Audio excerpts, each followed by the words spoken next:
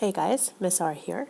I know this may seem kind of creepy that you're hearing my voice and you're at home, but this is going to be a little video lesson that I've set up to cover our first topic, or one of the first topics, which is the digestive system.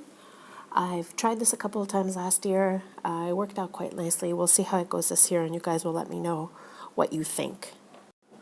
So before we look at the digestive system and the organs involved. So like I was saying, before we go on, I wanted to just do a little review about the organization of our body. So you learned last year that your body is made up of a number of different atoms, and that these atoms all together basically make up your DNA. Your DNA is made up of a number of molecules, which we're not going to go into right now, but your DNA is basically responsible for, your cells and the functioning of your cells. Now, at the cellular level, they're not just one type of cell. Your body is made up of trillions of cells, and it's not just one type. So your heart cells are different from your liver cells. I can't even speak. Your liver cells are different from your skin cells, and so on. So at the cellular level, we have many different types of cells. Now, a group of the same cells make up a tissue. So for example, this is the example it has here in the picture is smooth muscle. Smooth muscle is found in the lining in your stomach. So a group of smooth muscle cells make up smooth muscle tissue. A group of heart cells will make up heart tissue, and so on.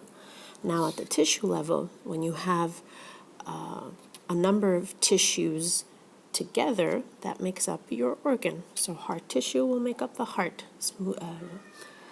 Smooth muscle tissue will make up the stomach, and so on. And at the cellular, both at the cellular level and the tissue level, these groups of cells have particular functions. So the cells in your stomach do not function in the same way as the cells in your heart. They have a totally different function. Now at the next level, organs that have similar functions will be grouped in a system.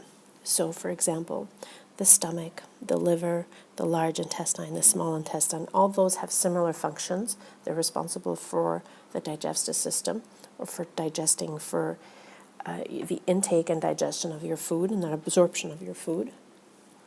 And so all these organs together make up a system, and all the systems in your body make up the organism. So all the systems, cardiovascular system, respiratory system, digestive system, and so on, those come together, they work together to make up the organism. Now the digestive system, which is the system we'll be covering, it's not as simple as you eating an apple. The apple goes into your stomach, and then the apple finds its way somewhere else. It's not as simple as that. There's a whole series of processes that happen throughout the body in order for that apple to become energy and to provide the nutrients that your body needs. So let's look at this flow chart together. It says the digestive system breaks down blank into molecules the body can use. So the digestive system basically breaks down food into molecules the body can use, because we've mentioned this before. Your body cannot recognize an apple. It doesn't know what an apple is. However, if you break down that apple into the nutrients that your body needs, then your body can recognize that and can use those nutrients.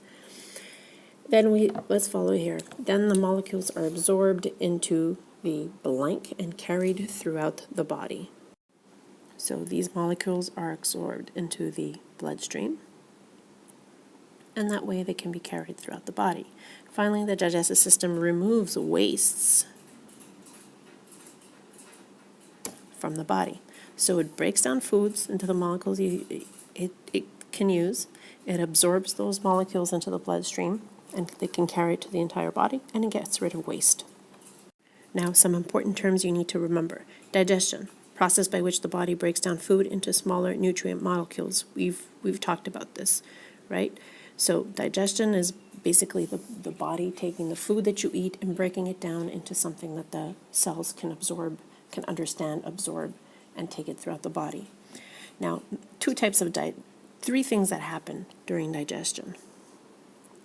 Okay, one, mechanical digestion. It's basically the digestion that mostly takes place in your mouth and a little bit in your stomach.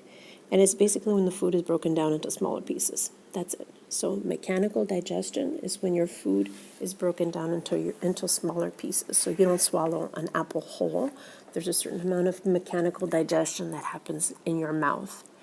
Chemical digestion it's digestion that does start in the mouth, but it mostly continues in the stomach and small intestine. So chemical digestion starts in the mouth, breaks down foods into smaller molecules, and in that process, there are proteins called enzymes that help break down that food into those smaller molecules. There's a lot of enzymes in your stomach, in your small intestine, as well as in your mouth.